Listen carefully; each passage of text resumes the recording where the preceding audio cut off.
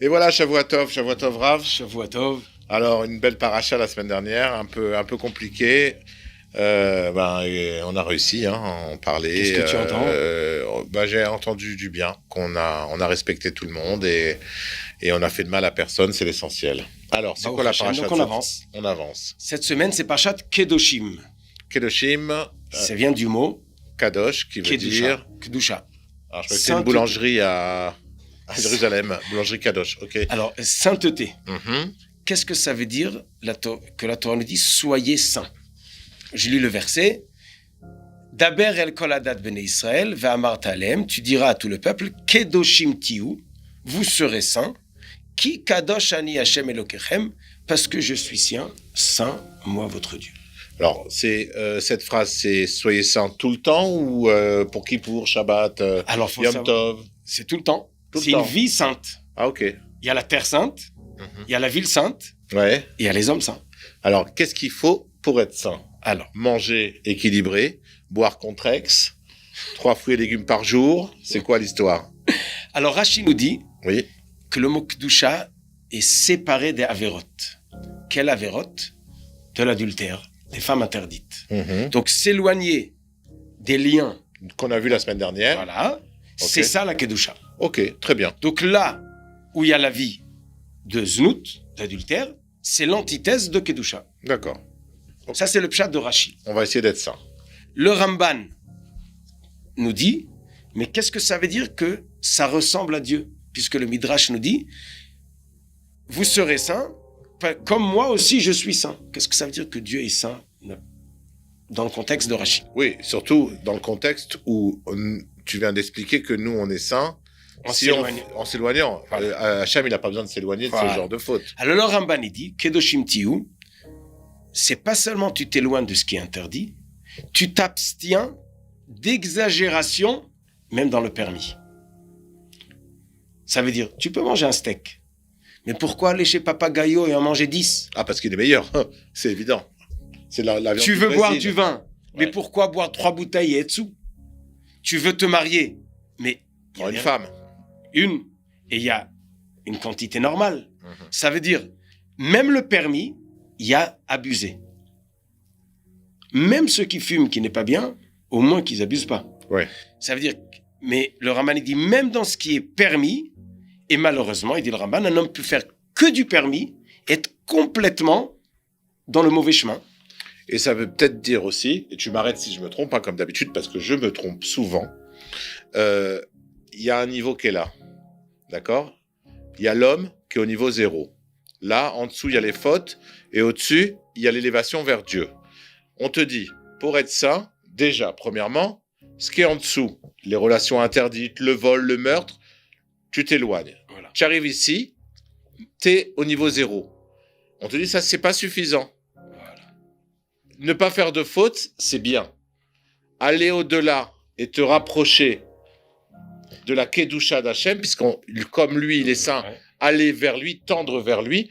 Maintenant, ma question, c'est, une fois que j'ai fait ma première partie, moi, qui était la semaine dernière, la paracha, je fais pas de faute, je tue pas, je vole pas, la semaine d'avant, avec la shonara, je ne fais plus tout ça. Je suis au niveau 0. Une fois que je suis là, comment je fais pour me rapprocher de lui? Alors, voilà, je remercie les lunettes vertes à cœur, qui nous ont permis d'expliquer. Tu nous as parlé, il y a 2 choses. Il y a les mitzvot. Mm-hmm. Il faut faire des mitzvot pour s'approcher de Dieu. Mais je dis même ce qui n'est pas mitzvah. Tu manges. Tout le monde mange à midi. Qu'est-ce que tu manges? Comment tu manges? Combien tu manges? Chaque chose, on peut le faire avec sa bonne mesure.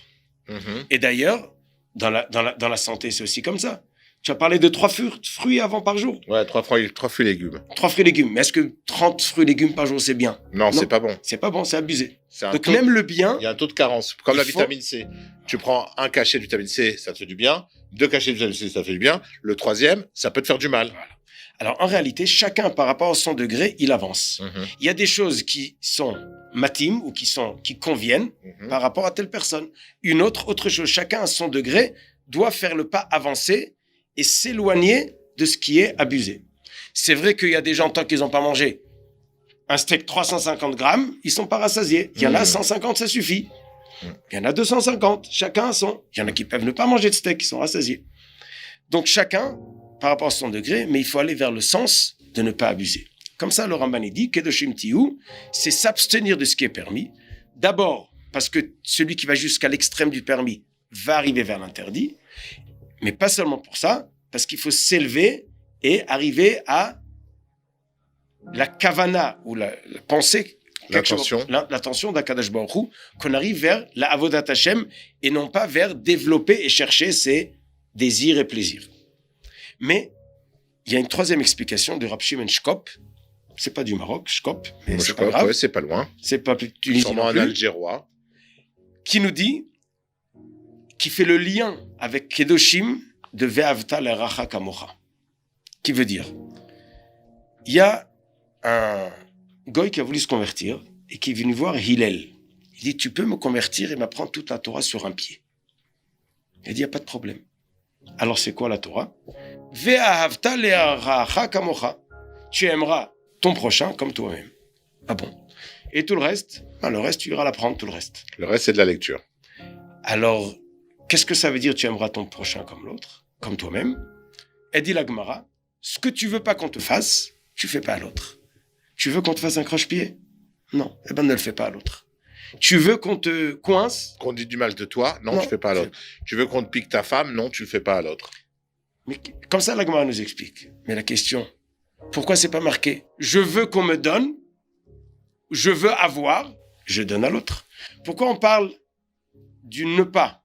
Tu veux pas qu'on te fasse croche-pied, ne le fais pas à l'autre. On parle pas de ce que du bien. C'est pareil. C'est la première partie, c'est ne fais pas aux autres ce que tu veux pas qu'on te fasse. Et après, quand tu t'élèves, tu donnes aux autres ce que toi t'aimerais qu'on te donne. Voilà. C'est vrai. Mais quand même, il y a un endroit, il y a une situation extrême où il faut se poser la question. Il y avait la Gemara nous parle de Rabbi Akiva et Ben Ptora qui se pose la question. Deux personnes qui sont dans le désert, il y a une seule bouteille d'eau qui appartient à un. S'il la boit, il réussit à sortir du désert et il vit. Mais son ami meurt. Si les deux boivent, moitié-moitié, les deux meurent. Qu'est-ce qu'on fait? Ben Ptora, il dit, tu ne faut pas voir ton ami mourir. Tu bois, ils boivent ensemble. S'il meurt, il meurt. Si tout le monde meurt, tout le monde meurt. Rabbi Akiva, il dit non. Ta vie passe avant. Chayecha kodmim. Ça veut dire que dans le bien, dans le besoin de l'homme, tu passes avant l'autre. Même ve'avta l'eracha kamocha, tu passes avant l'autre. Ça veut dire, tu ne peux donner à l'autre que si tu as toi déjà d'abord. Si j'ai, je peux donner. L'exemple, j'ai un verre. Si je verse la moitié à l'autre, le mien, il s'est vidé. Mais je peux remplir mon verre, tout ce qui déborde, je donne aux autres, et je suis toujours plein. D'abord, je me remplis, et de là-bas, je peux donner. Le problème, c'est qu'il y a des gens qui sont toute leur vie en train de se remplir. Et leur verre grandit. Ils n'ont jamais le temps de donner rien à la personne. Bah oui, c'est ce que j'allais te dire. Si tu réfléchis comme ça, tu trouveras toujours une raison pour ne vivre que pour toi. De devenir égocentrique que tout le monde. Exact. Alors c'est ça qui dit Rab Shimon Shkop. On revient à notre Kedoshim. Combien tu arrives à être rempli de peu et de pouvoir diriger même ce que tu te remplis à toi au service de l'autre. De même qu'Akadosh Baruch Hu, tout ce qu'il fait pour faire le bien aux hommes, combien tu peux diriger même ce que tu fais pour toi vers les autres. Kedoshim Tiyu, c'est que jamais ce que tu prends pour toi, son but est vers toi-même. Égocentrique, que le centre c'est moi. Parce qu'à ce moment-là, le verre ne sera jamais plein, je serai tout le temps en train de me remplir. Mais quelqu'un que même quand il se remplit, l'idée elle est pour avoir de la force, pour la possibilité d'aider, c'est ça la Kedusha. C'est pouvoir, même ce qui est pour moi, diriger dans le but pour l'autre. Pour l'autre. Mais d'abord, ça passe par se remplir. Et c'est ça la différence entre l'homme et Dieu. C'est que Dieu, il est là que pour le faire le bien aux hommes, et il n'a rien pour lui. L'homme n'est pas comme ça. Il se remplit, il s'épanouit, mais le sens et le but pour pouvoir donner à l'autre. L'antithèse de Kedusha, c'est se remplir pour soi-même et ne voir que soi-même. Ça, c'est le manque de Kedusha.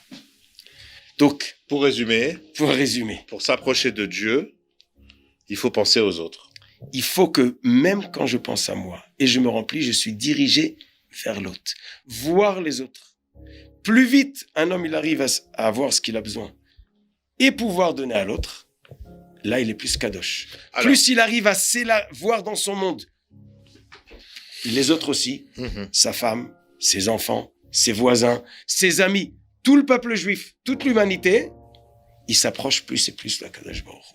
alors, si vous voulez vous aussi vous rapprocher de Dieu et que vous avez quelque chose qui déborde, vous pouvez penser à Israël Torah. Israël Torah, la chaîne qui diffuse la Torah 24 heures sur 24, la seule chaîne au monde qui le fait en français. Shavua Shabbat Tov. Shalom. J'espère Shabbat qu'on Shalom. était assez clair. Oui, on a été clair. Pensez aux autres. À la semaine prochaine.